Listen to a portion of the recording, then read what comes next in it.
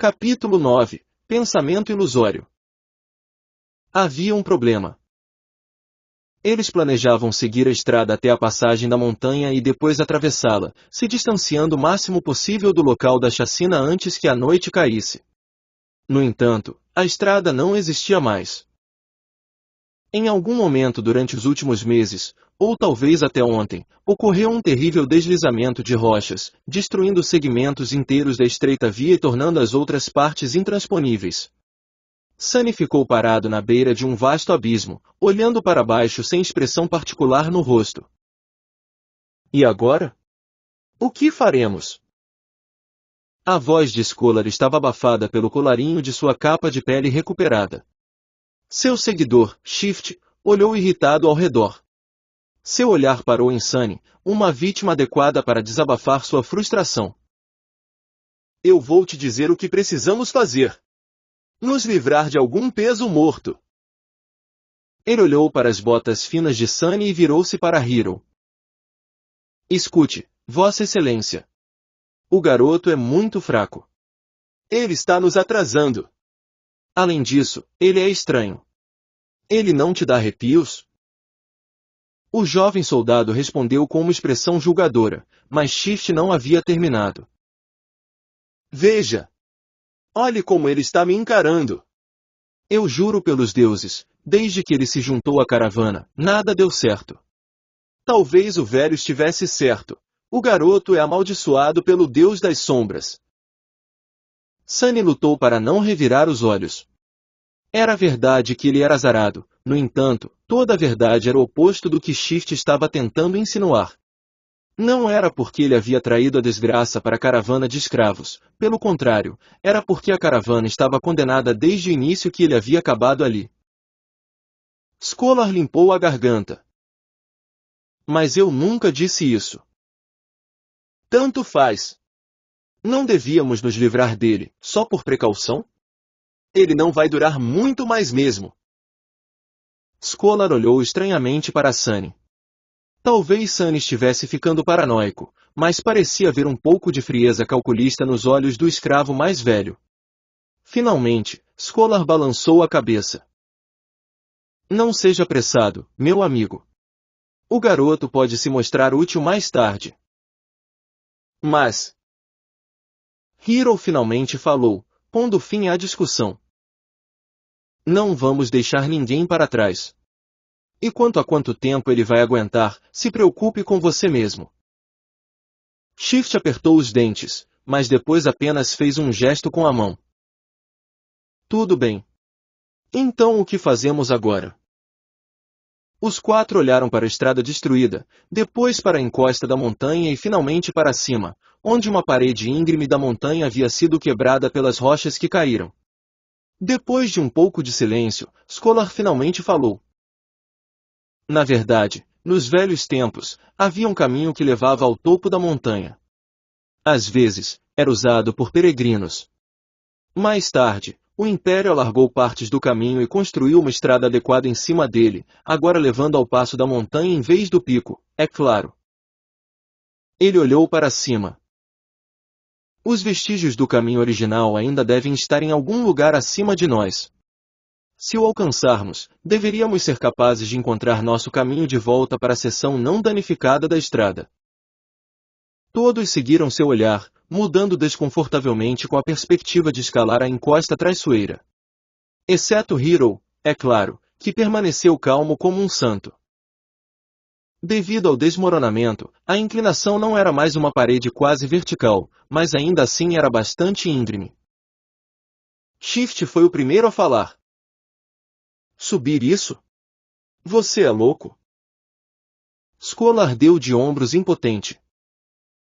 Você tem uma ideia melhor? Ninguém tinha. Depois de um pouco de preparação, eles começaram a subida. Shift e Scholar carregavam teimosamente as armas que haviam pegado dos corpos dos soldados mortos, mas Sunny, com algum pesar, decidiu deixar para trás sua nova espada curta. Ele sabia que essa escalada ia testar os limites da resistência deles.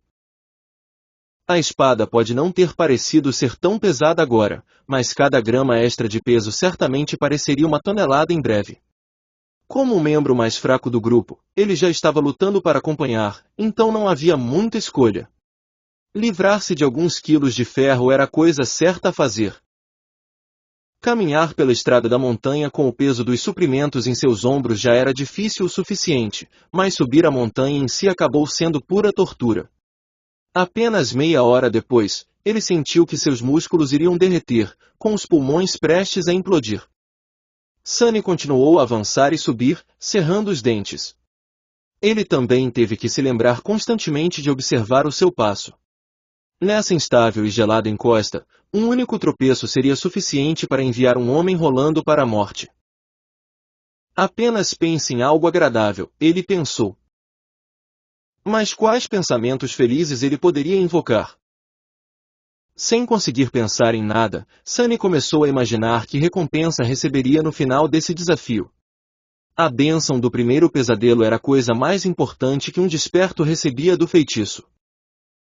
Claro, testes posteriores poderiam fornecer a eles mais habilidades e melhorar drasticamente seu poder.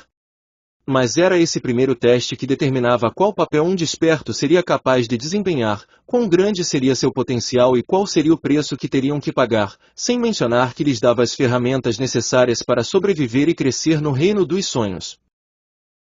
O principal benefício da bênção do primeiro pesadelo era simples, mas possivelmente o mais importante. Após completar seu teste, os aspirantes recebiam a capacidade de perceber e interagir com núcleos de alma. Os núcleos de alma eram a base de seu rank e poder. Quanto mais forte fosse o seu núcleo, maior seria seu poder. O mesmo ocorria com as criaturas de pesadelo, com um aviso mortal de que, ao contrário dos humanos, elas podiam possuir múltiplos núcleos. Uma besta humilde tinha apenas um, mas um tirano como o rei da montanha tinha 5. Coincidentemente, a única maneira de melhorar seu núcleo de alma era consumir fragmentos de alma retirados dos cadáveres de outros habitantes do reino dos sonhos. Por isso, os despertos se esforçavam para lutar contra poderosas criaturas de pesadelo, apesar do risco de morte. O segundo benefício era menos direto, mas ainda assim vital. Após completar a primeira pesadelo, os aspirantes eram elevados ao rank de sonhadores, conhecidos coloquialmente como adormecidos, e ganhavam acesso ao próprio reino dos sonhos. Eles entrariam nele no primeiro solstício de inverno após passar no teste e permaneceriam lá até encontrar uma saída, tornando-se assim plenamente despertos. Esse tempo entre o término da primeira pesadelo e a entrada no reino dos sonhos era muito importante, pois era a última chance de treinar e se preparar que uma pessoa receberia. No caso de Sunny, esse tempo era de apenas cerca de um mês, o que era o pior cenário possível. E então havia o benefício final, único para cada aspirante que passava no teste, a primeira habilidade de aspecto. Esta era a magia que elevava os despertos acima dos humanos mundanos. As habilidades de aspecto eram diversas, únicas e poderosas. Algumas poderiam ser categorizadas em tipos, como combate, magia e utilidade, mas algumas estavam simplesmente além da imaginação. Armados com o poder de suas habilidades, os despertos haviam sido capazes de salvar o mundo do fluxo de criaturas de pesadelo. No entanto, esse poder vinha com um preço. Com sua primeira habilidade, cada desperto também recebia uma falha, às vezes chamada de contrapeso. Essas falhas eram tão diversas quanto as habilidades, variando de relativamente inofensivas a debilitantes, ou, em alguns casos, até fatais. Eu me pergunto que tipo de habilidade um escravo de templo receberia, pensou Sunny, não muito otimista sobre suas perspectivas. A escolha de fraquezas, por outro lado, parece ser quase ilimitada. Vamos torcer para que meu aspecto evolua no final deste fiasco. Ou, melhor ainda, mude completamente. Se o aspirante se saísse especialmente bem, havia uma chance de seu aspecto dado passar por uma evolução precoce. Aspectos, assim como núcleos de alma, tinham classificações baseadas em potencial de poder e raridade. A classificação mais baixa era chamada de adormecido, seguida por desperto, ascendente, transcendente, supremo, sagrado e divino, embora ninguém tenha visto o último. Com a quantidade de porcaria que ele me fez passar, o feitiço, se tiver consciência, deve me dar pelo menos um aspecto desperto. Certo? Ou talvez até um ascendente.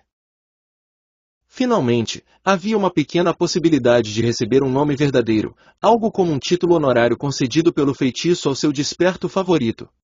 O nome em si não tinha benefício, mas todo desperto famoso parecia ter um. Era considerado o maior marco de excelência.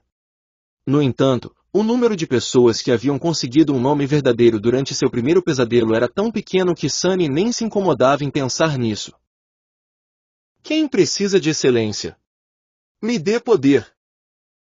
Ele amaldiçoou, sentindo que essa tentativa de pensamento positivo só o deixou mais deprimido e irritado. Talvez eu seja alérgico a sonhar. Uma alergia assim seria verdadeiramente irônica, considerando que ele estava destinado a passar metade de sua vida restante no reino dos sonhos, se ele sobreviver tempo suficiente para chegar lá, é claro. No entanto, a divagação mental de Sunny não foi completamente inútil. Olhando para cima das rochas escorregadias sob seus pés, ele percebeu que o sol já estava consideravelmente mais baixo. Pensando bem, o ar também parecia estar muito mais frio. Pelo menos isso me ajudou a passar o tempo, pensou Sunny. A noite estava se aproximando.